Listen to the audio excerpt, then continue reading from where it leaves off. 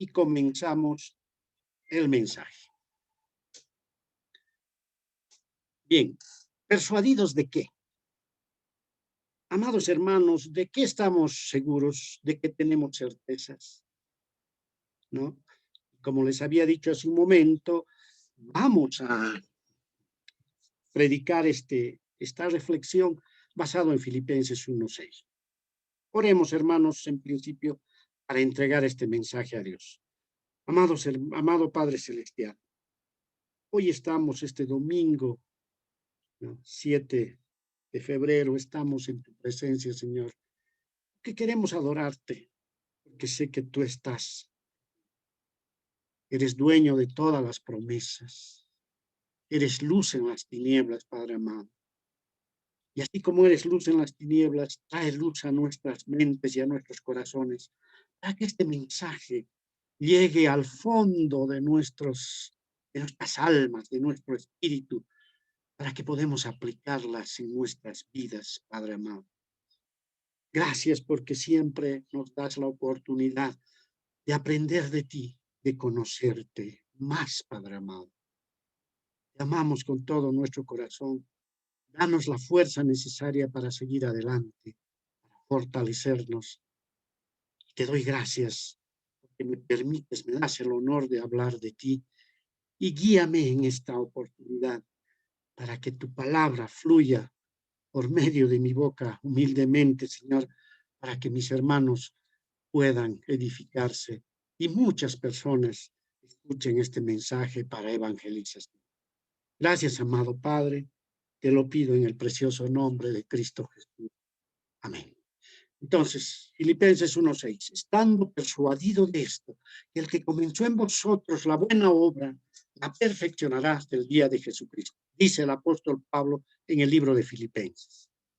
El mensaje que voy a platicar el día de hoy con ustedes tiene 5 partes. Un contexto, vamos a analizar la palabra estando persuadido de esto, la justificación. Hay 3 pasos en la salvación cristiana del ser humano: la justificación, la santificación y la glorificación. Y luego haremos una conclusión.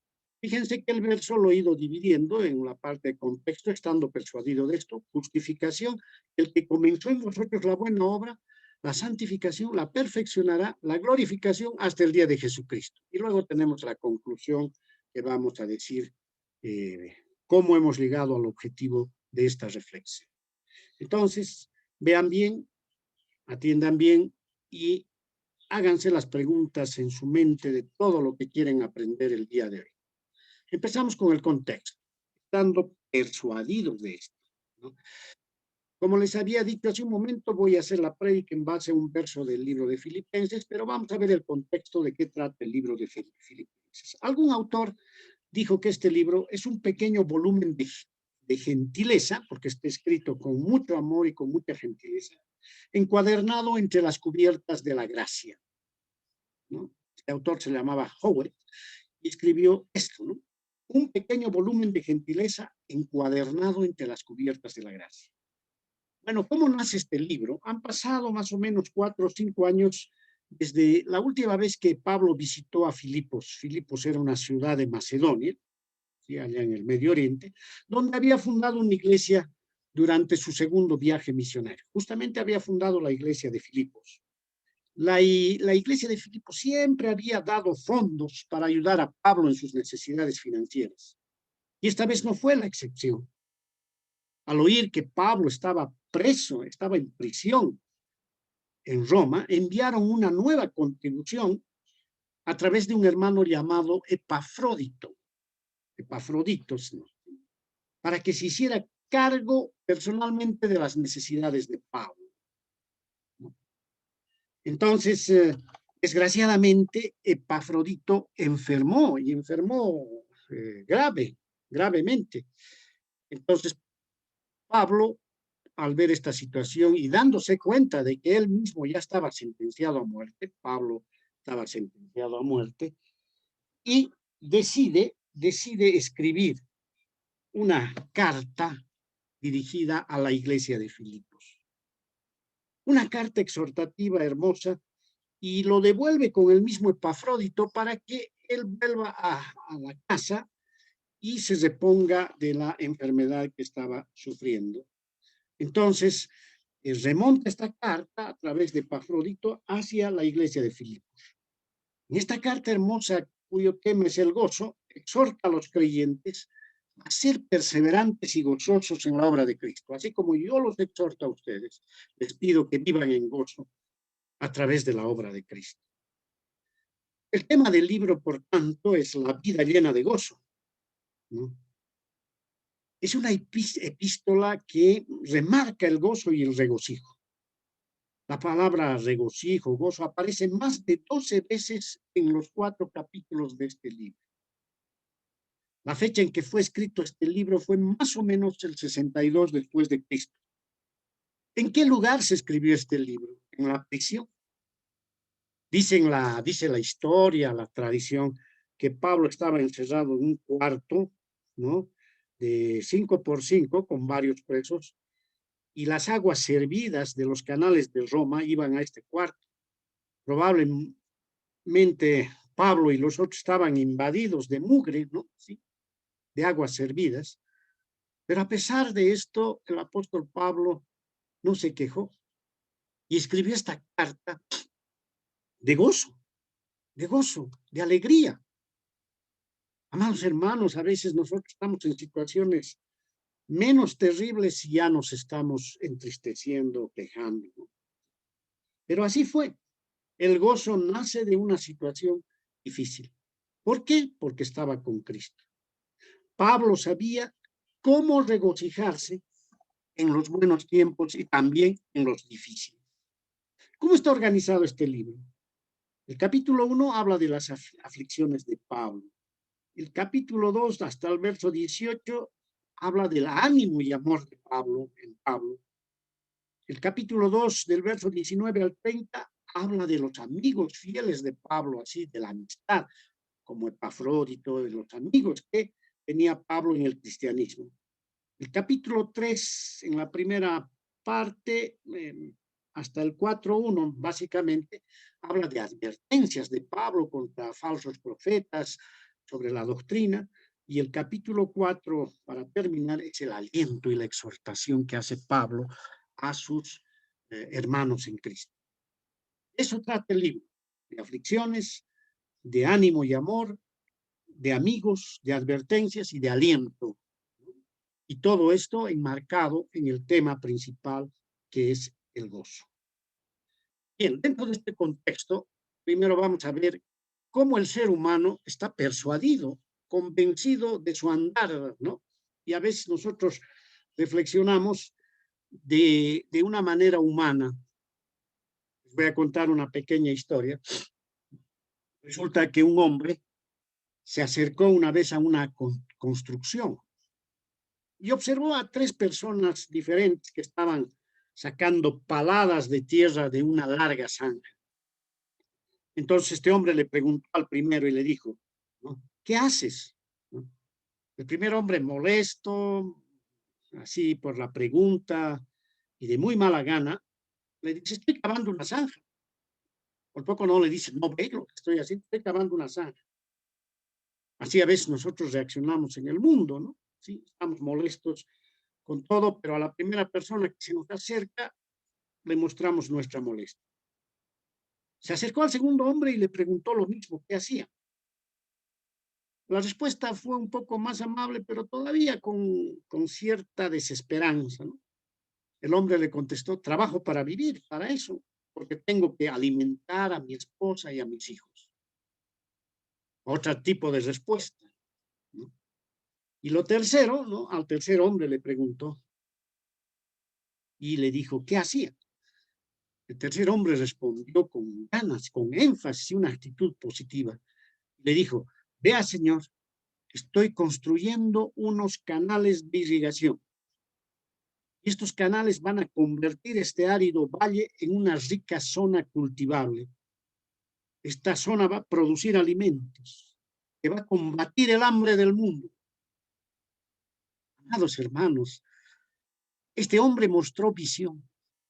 Los otros hombres seguían viviendo ahí en su situación, aferrados a sus circunstancias,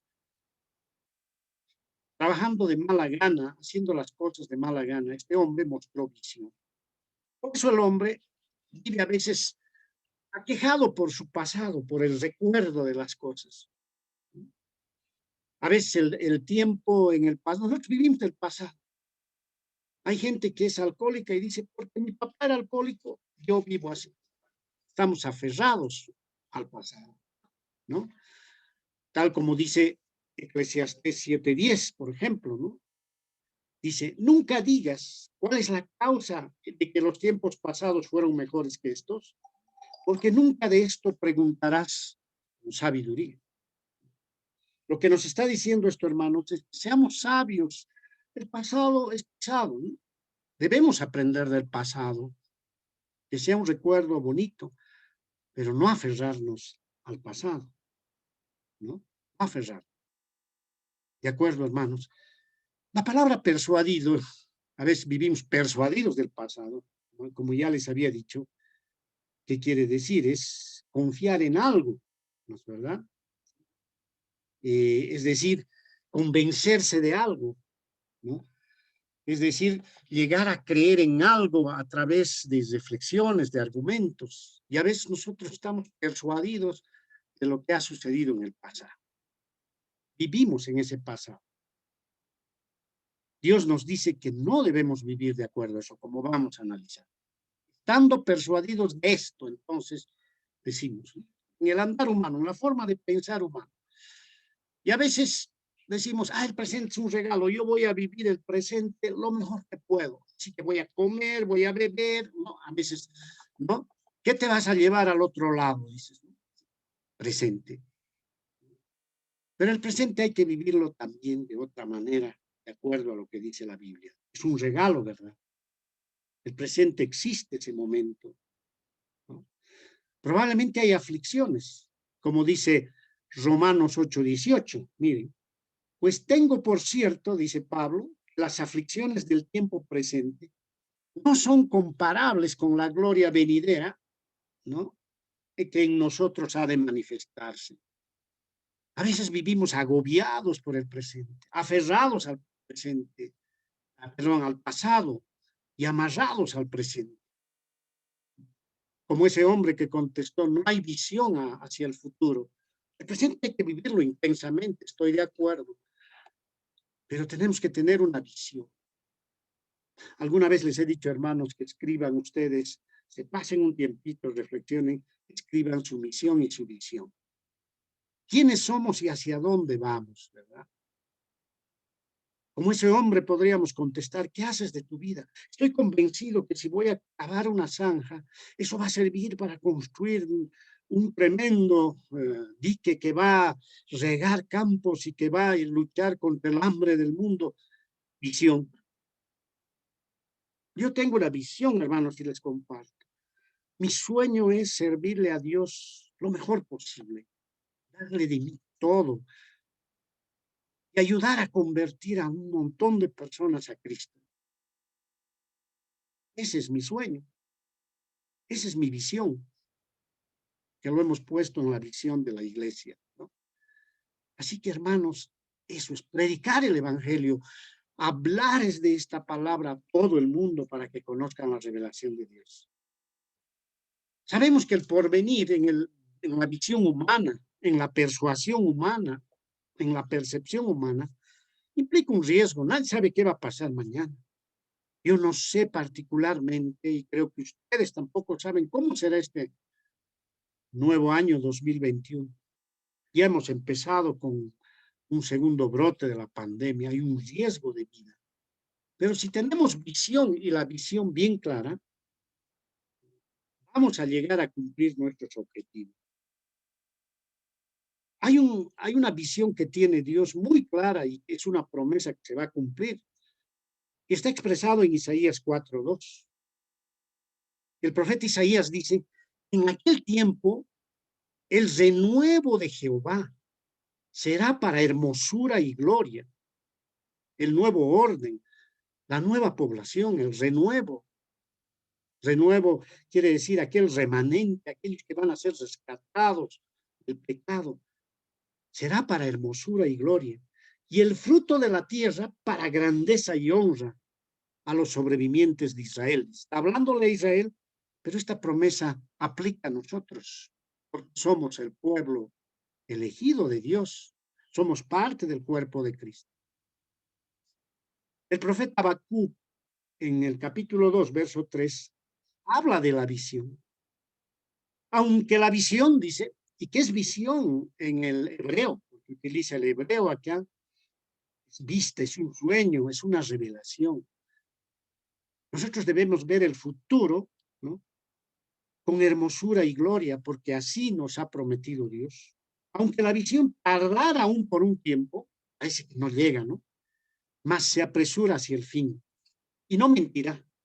Aunque tardare, espéralo, porque sin duda vendrá y no tardará. Amados hermanos, ¿creen esto a la palabra de Dios? No digan, no voy a decir me creen. Creen a lo que dice la palabra de Dios. La visión no tardará.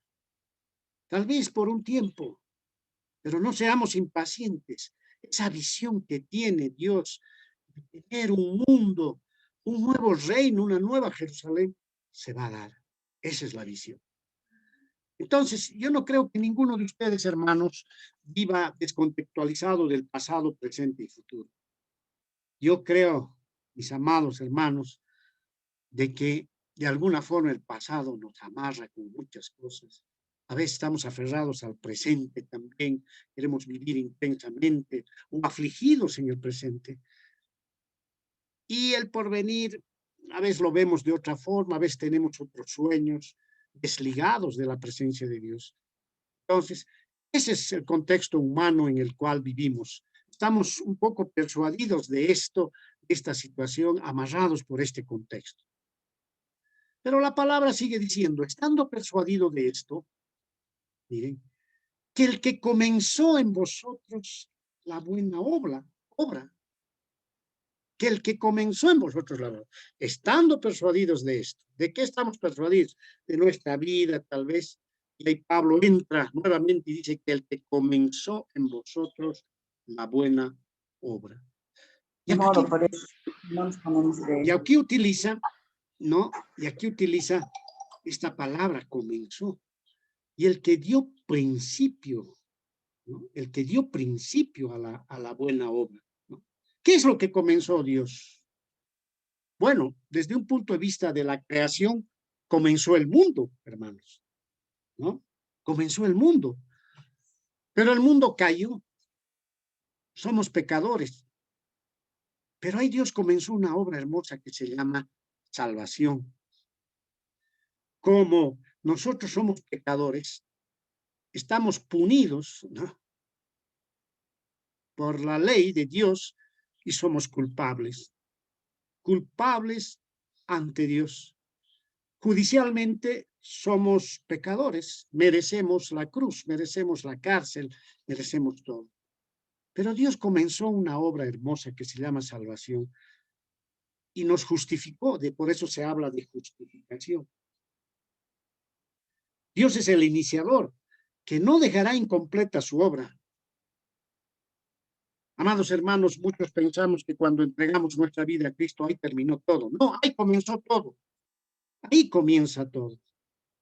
Entonces, vamos a hablar de esa obra de salvación, de esa obra de justificación.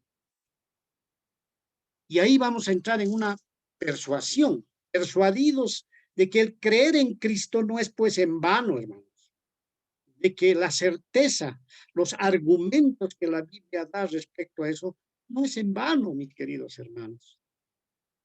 La seguridad, la preservación de Dios en nuestras vidas. Tiene tres partes. Primero, hay una obra de gracia que tiene que ver con la regeneración. La regeneración es el segundo nacimiento, es nacer de nuevo.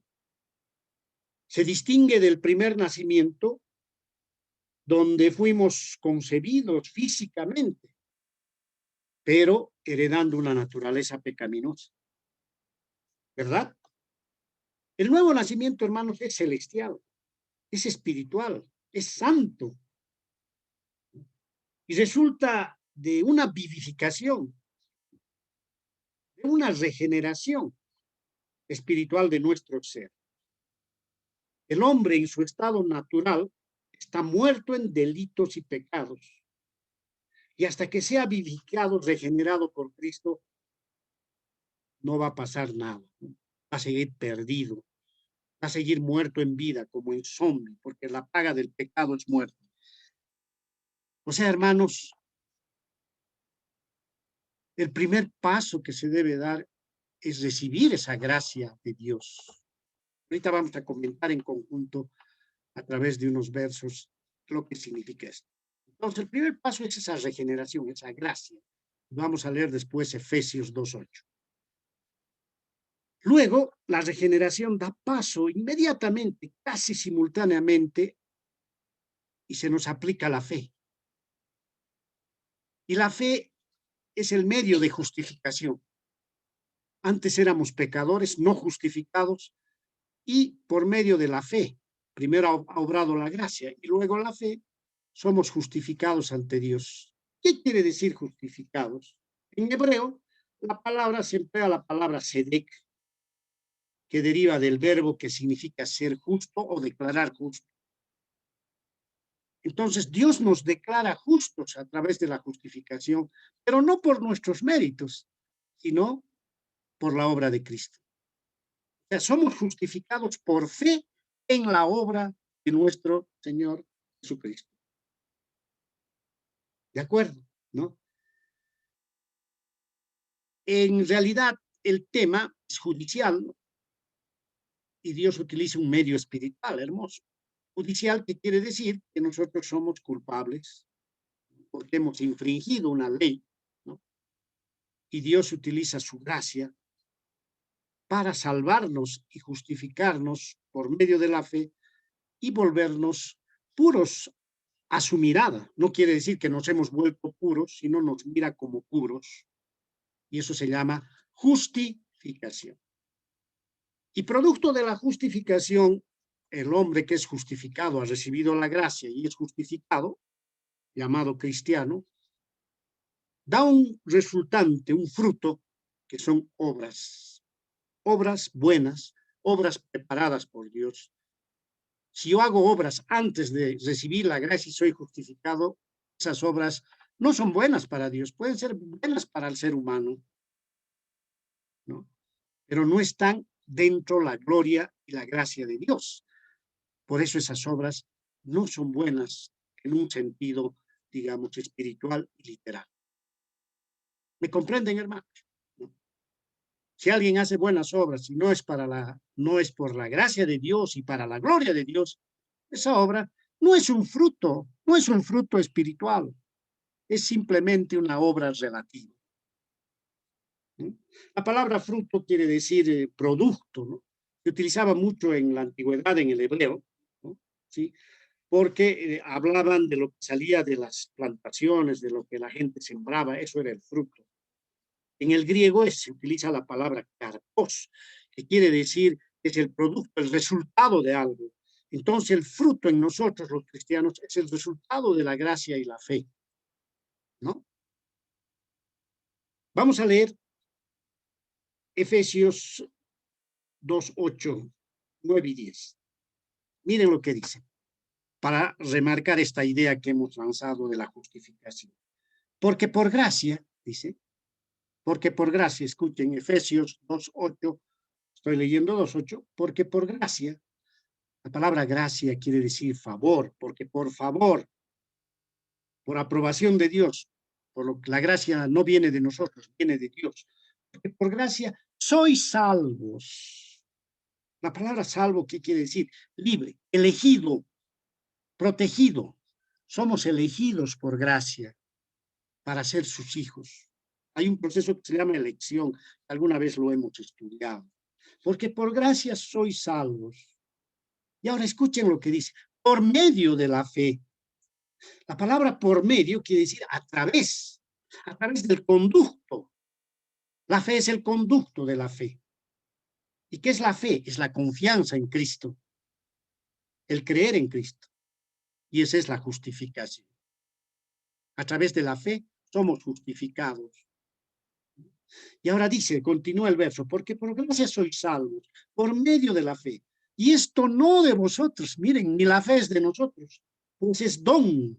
La palabra don quiere decir un sacrificio, una ofrenda, un regalo de Dios. La fe es regalo de Dios, es un don. La fe no lo adquirimos nosotros por nosotros mismos. Es un don que Dios coloca a través de su gracia en nosotros. No por obras, para que nadie se gloríe. O sea, yo no puedo justificarme por obras. Las obras van a ser una consecuencia, el fruto de lo que hagamos por la gracia y por la fe. Y continúa el verso 9 y 10 de Efesios y dice, es bien interesante esto, hermanos, no por obras para que nadie se gloríe. Y la palabra gloríe aquí, en el griego, en el libro del Nuevo Testamento, es jactarse, es fanfarronear, hacer alarde, para que nadie diga, ve, yo por mis méritos me he salvado, soy espiritualmente fuerte, y se jacta. Dios no quiere que nadie se jacte, porque la obra de la salvación y la justificación es su obra. Y continúa el verso 9 y 10, dice, porque somos hechura, somos fabricación suya, creados en Cristo Jesús para buenas obras, las cuales Dios preparó de antemano para que anduviésemos en ellas. ¡Ay, qué hermoso! ¿No? Sí. Hermano, hermana, escuche bien esto. Cuando usted haga una obra buena, que no sea para su ego, para jactarse de sí mismo, sino que sea un producto de la gracia y la justificación. Evidentemente, una persona que no ha recibido a Cristo, no ha sido, ¿no?, justificado por Cristo, su obra no tiene razón de ser, ¿no? Es una obra para satisfacer el ego, para la sociedad, para cualquier cosa. Una buena obra tiene que cumplir 3 requisitos del punto de vista bíblico. El primer requisito es que cumpla los mandamientos de Dios. Amar al prójimo, hacer, ayudar, etcétera. Eso lo puede cumplir cualquiera, está bien. El segundo requisito es que tiene que ser hecho por fe en Cristo. Ahí ya se descartan varias buenas obras. El tercer requisito, el más importante, es la motivación. Tiene que ser hecho para la gloria de Dios. Ahí ya se descartan muchos más actos. ¿Verdad, hermanos? ¿Verdad, hermanos? No se olvide de este triángulo, ¿no?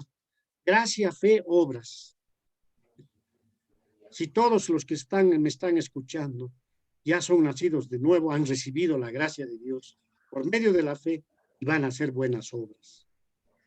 Pero si alguien no ha recibido todavía a Cristo, estamos para ayudarle a que Cristo entre a vivir en su vida y en su corazón. Obre la gracia de Dios en ese corazón. Transmita la fe y ese hombre va a estar preparado para buenas obras, las cuales Dios preparó de antemano. Para ilustrar un poquito más esto, voy a suponer, miren, digamos que yo necesito agua en mi casa. El agua es algo vital para la vida. Por favor, apaguen su micrófono, algunos que está oyéndose, por favor, algunas risas por ahí. Por favor, les pido que apaguen el micrófono, ¿sí? Entonces, mis queridos hermanos, ¿sí?, lo que quiero decirles, digamos que en mi casa yo necesito agua. El agua es la vida. Si no tengo agua, no voy a vivir. Aquí la fuente es el agua. Pero para traerlo a mi casa necesito instalar un conducto, unas cañerías, unas tuberías. Por medio de esas cañerías va a llegar el agua y me va a dar vida, me va a satisfacer las necesidades. Así es, el ser humano necesita vida y la vida viene a través de la gracia. Necesita ser vivificado y viene a través de la gracia. La fuente es la gracia, ¿no? Pero el conducto es la fe. Las cañerías por donde viene es la fe. Es el medio, por eso, por medio es el conducto que viene la gracia y nos da vida, para que luego, como resultado, nosotros tengamos obras. Está bien, hermanos, a ver si comprenden, y por eso dice el verso que estamos analizando, ¿no? Que el que comenzó en vosotros la buena obra, ¿qué comenzó en nosotros Jesucristo? ¿Qué comenzó en ti, mi amado hermano? ¿Qué comenzó? La salvación. Comenzó la salvación. Quiero ponerse aquí un cuadrito que lo vean con mucha dedicación. ¿Qué diferencia hay entre regeneración y justificación? La regeneración, que es el nuevo nacimiento, un cambio de condición. Has nacido de nuevo. La justificación es un cambio de posición. De que eras pecador, pasas a una condición de justo, ¿no? Como hijo de Dios. Es un cambio posicional. La regeneración es un cambio de condición. La regeneración es un cambio espiritual y moral,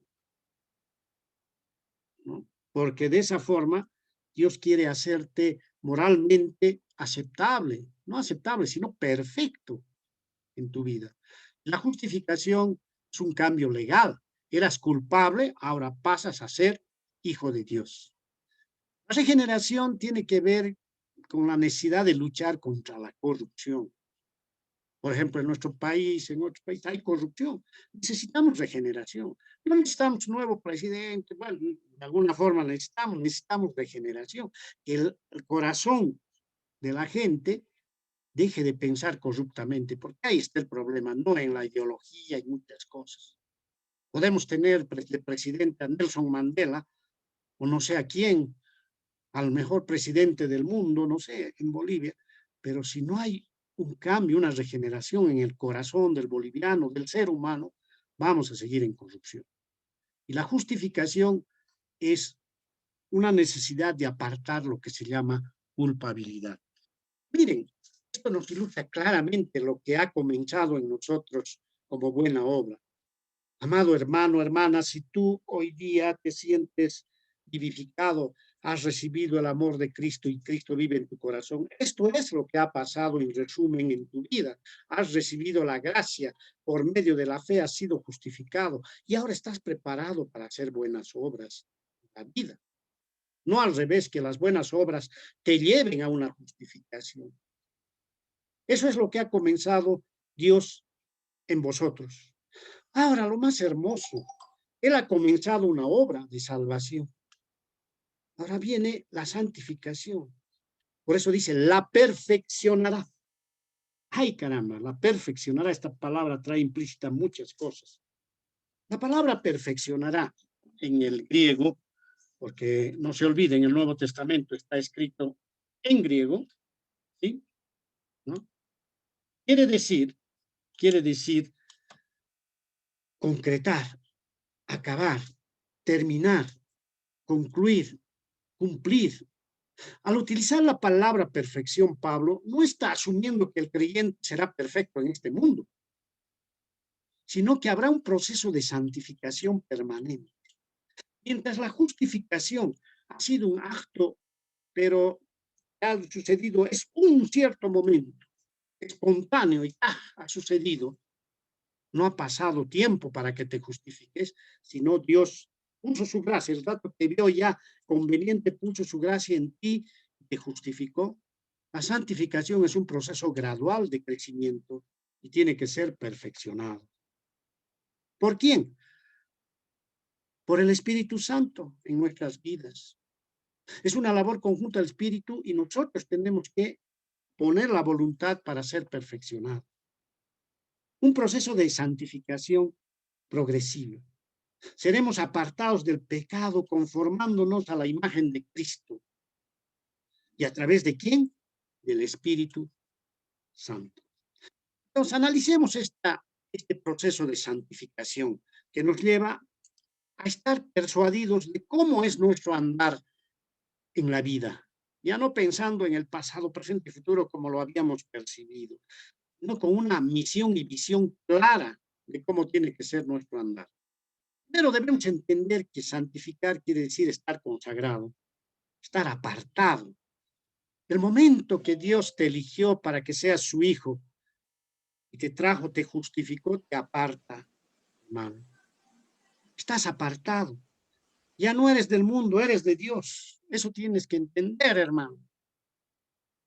Por eso, segunda Tesalonicenses 2:13 dice, ¿no? Pero nosotros debemos dar siempre gracias a Dios respecto a vosotros, les dice Pablo a los tesalonicenses, hermanos, amados por el Señor, de que Dios os haya escogido.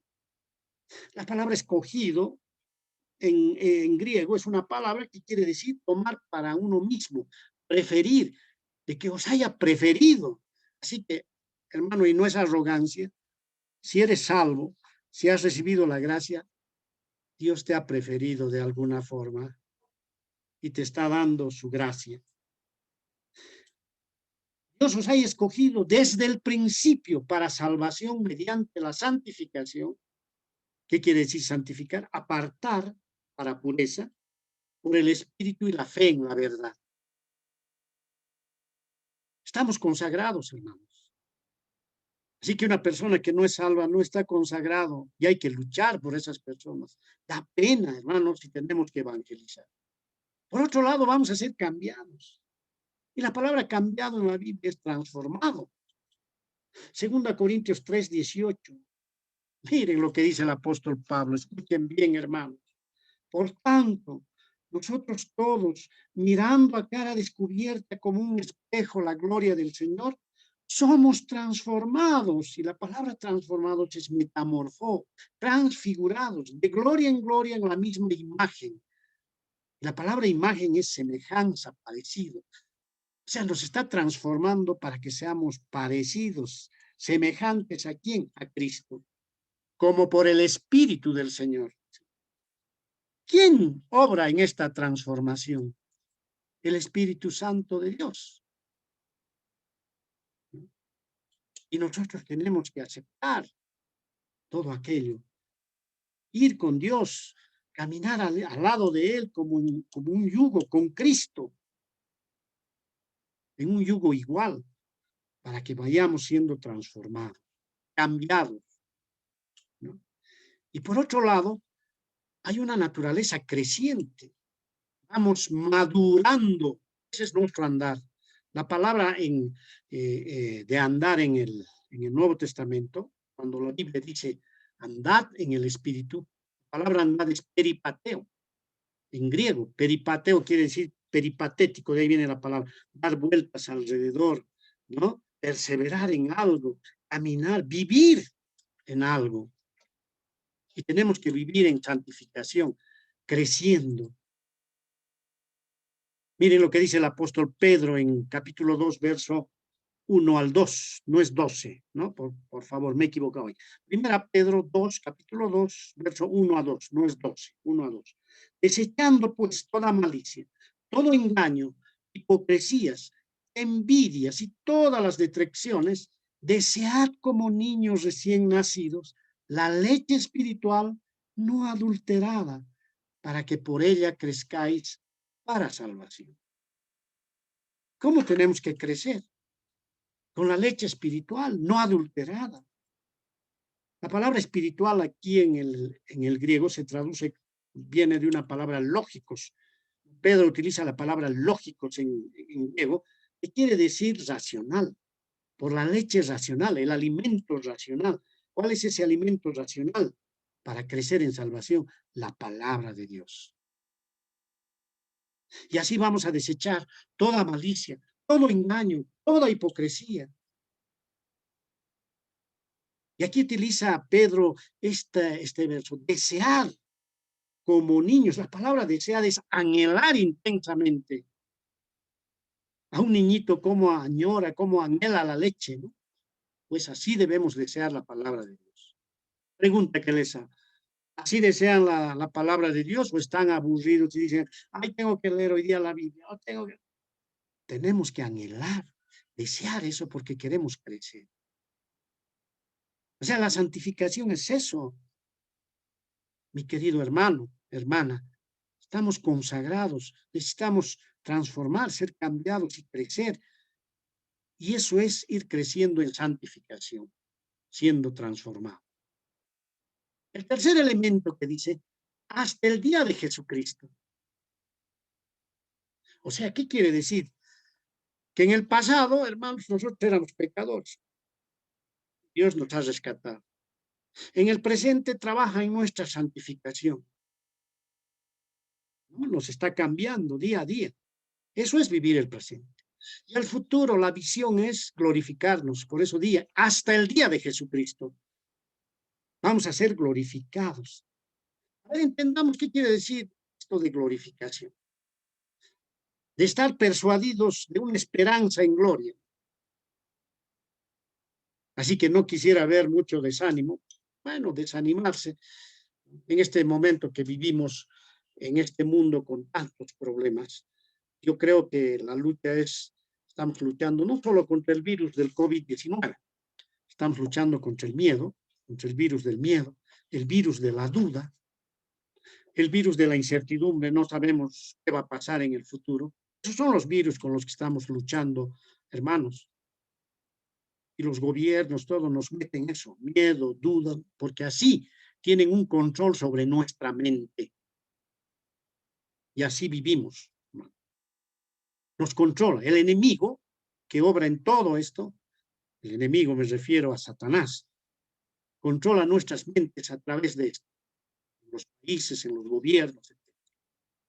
Y nosotros tenemos que vivir la esperanza de gloria. ¿Confiando en quién? En el Señor Jesucristo. Confiando en Dios, en la palabra de Dios. Porque sabemos, estamos persuadidos de que hasta el día de Jesucristo seremos glorificados. A ver, analicemos esto, tres elementos. ¿Qué significa estar glorificado? Es una ganancia. Es una ganancia. ¿Qué quiere decir ganar algo? Es obtener un beneficio. Probablemente alguien dirá, mi vida no es un beneficio, no es una ganancia. Pero Pablo nos enseña algo en Filipenses 1:21. Muchos se deben acordar de este verso que dice, porque para mí el vivir es Cristo y el morir es ganancia. Pablo perdió el miedo a la muerte y dijo, en el presente, mi vivir es Cristo y el morir es una ganancia, porque voy a ir, el futuro es una ganancia, voy a ir a Cristo. ¿Se dan cuenta cómo utiliza esta palabra Pablo? Porque para mí el presente es Cristo y el futuro es ganancia. Y aquí en la palabra ganancia utiliza una palabra griega que significa beneficio y utilidad, ¿no? ¿Cuántos de nosotros vemos la muerte como una utilidad? Creo que muchos no, vemos como un miedo. Pero yo estoy seguro, hermanos, que el día que yo muera, como alguien diría, ¿no? Preguntó y dijo, ¿qué hay? La muerte es como una puerta. ¿Qué hay detrás de esa puerta? Me preguntaron. No sé qué habrá tras la puerta de la muerte. Yo contesté alguna vez eso. No sé qué habrá tras la puerta de la muerte. Lo único que sé que es al abrir la puerta, Cristo me está esperando. Esa es la esperanza. Esa es la ganancia que vamos a tener, hermanos. O sea, hermanos, los quiero animar que vivan intensamente en Cristo. Cada minuto, cada segundo. No quiere decir que no se preocupen del futuro, ¿no? Hay que preocuparse con visión cristiana del futuro. Pero el morir, que sea ganancia para nosotros. Que sea gloria, porque claramente nuestro Señor, nuestro Dios, a través de su palabra, nos dice que vamos a recibir gloria hasta el día de Jesucristo. ¿Qué significa el día de Jesucristo? No es el día del fin del mundo, bueno, es un día unos confunden, ¿no? Confunden este término con el fin del mundo, con muchas cosas, ¿no? En realidad, cuando nosotros muramos, el día de Jesucristo, es cuando Dios nos va a recoger de este mundo a través de su segunda venida y nos va a llevar a un tribunal, no a un juicio, a un tribunal que se llama en griego bema.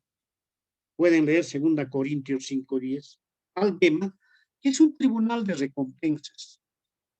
Ahí vamos a ser juzgados, entre comillas, por nuestras obras, el cristiano.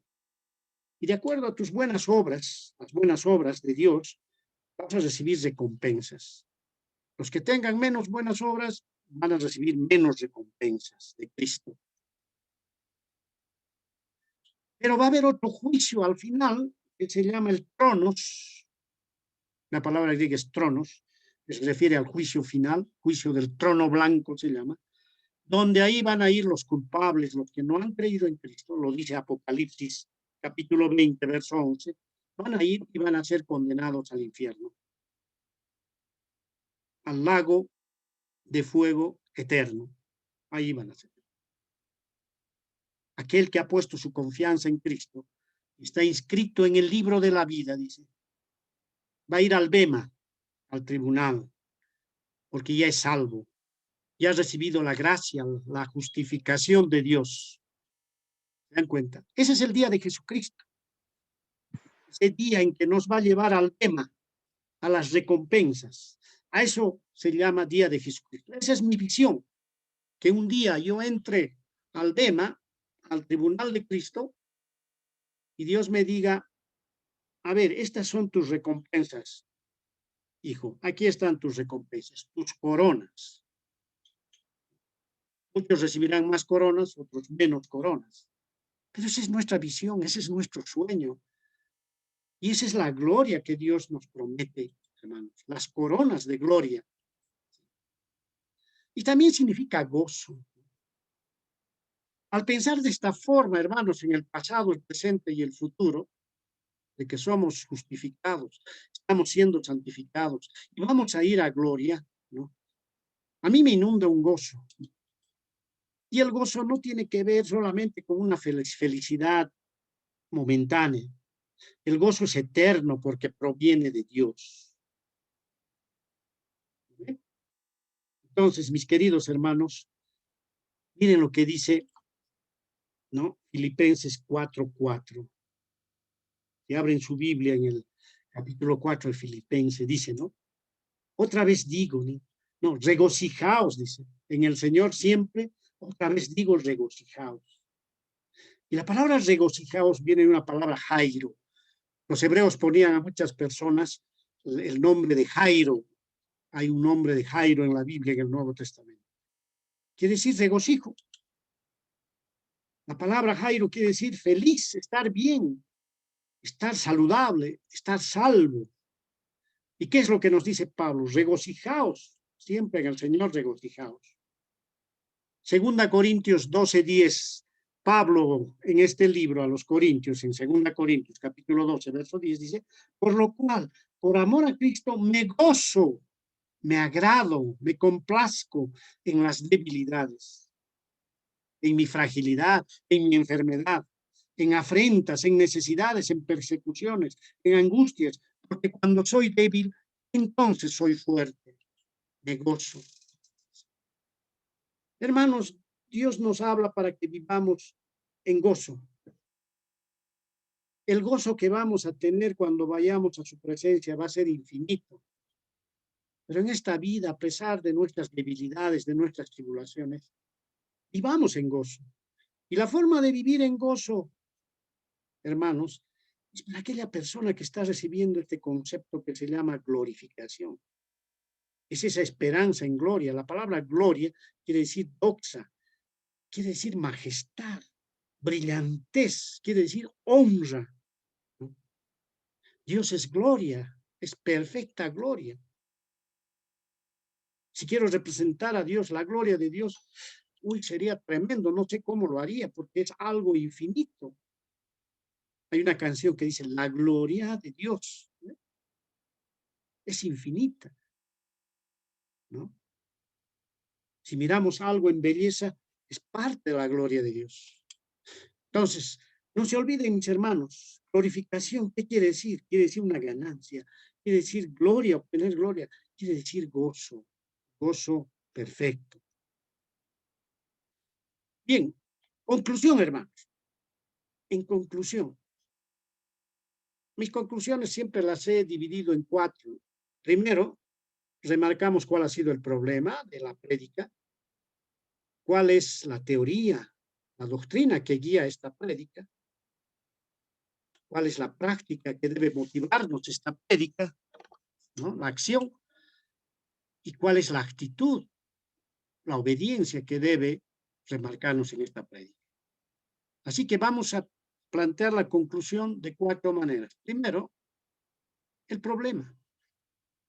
Y te lo pongo en forma de preguntas, mis queridos hermanos, se los pongo en forma de preguntas. ¿Están persuadidos del perdón, de la posición en Cristo, de la posteridad de esa visión? ¿Están persuadidos? ¿Están convencidos? ¿Están creídos de que eso va a ser así? Si no, algo está pasando, hermanos. Persuadidos de ese perdón, de esa posición de hijo de Dios, de esa visión de gloria, de las 3 cosas que hemos visto, de ser justificados, de estar creciendo en santificación y de que vamos a ser glorificados. Hasta un nuevo cuerpo vamos a recibir. Esa es la pregunta que hemos intentado responder en esta prédica. La doctrina nos dice claramente, por la salvación sabemos que nada puede separarnos del amor de Dios. Estamos seguros de eso. Yo estoy seguro que nada me va a separar del amor de Cristo. Y la palabra me lo dice bien claramente. ¿No ven? Dice que estando seguros de que ni la muerte, estamos persuadidos de que ni la muerte, ni la vida, ni ángeles, ni principados, ni potestades, ni lo presente, ni lo porvenir,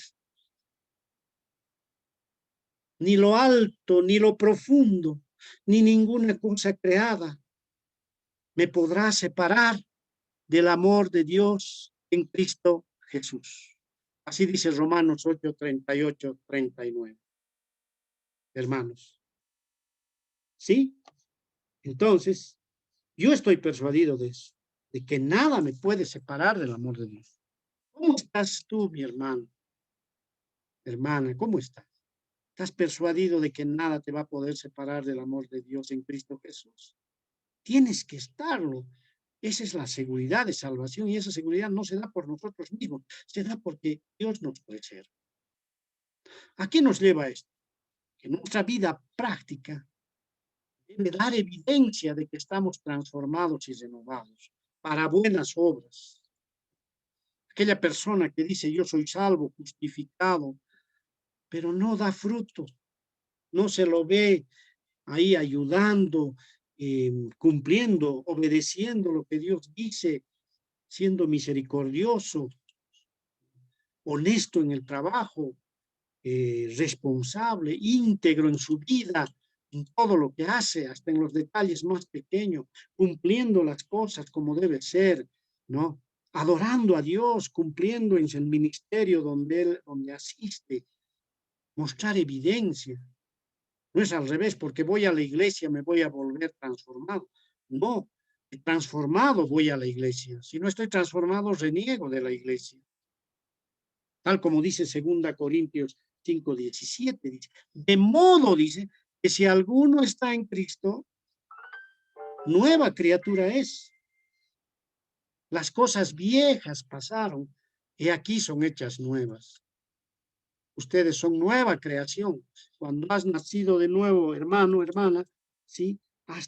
Te han dado una nueva naturaleza espiritual.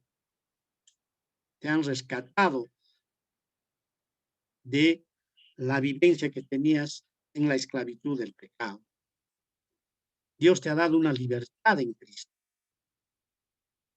Y finalmente, nada de esto puede ser seguro de lo que estamos hablando. No es posible tener persuasión, convicción, ¿no? Sin obedecer a la verdad en el Espíritu Santo. ¿Cómo voy a estar persuadido de algo, convencido de algo, si no obedezco la verdad en el Espíritu Santo? Primera Pedro 1:22, el apóstol Pedro nos dice, habiendo purificado vuestras almas por la obediencia a la verdad, en el Espíritu, mediante el Espíritu, para el amor fraternal no fingido, amaos unos a otros entrañablemente de corazón puro, habiendo purificado vuestras almas. ¿Por qué cosa han purificado sus almas? Por la obediencia a la verdad en el Espíritu de Dios. Bien, hermanos, termino con esta canción, ¿no? Haznos, Dios, sin mancha ser, haznos ver ya restaurada. Tu obra por tu gran poder nos cambias de gloria en gloria. Haz el cielo en nuestro andar, ¿no? Un poquito rápido creo que he puesto, lo voy a volver a poner para que podamos leer bien, ¿no?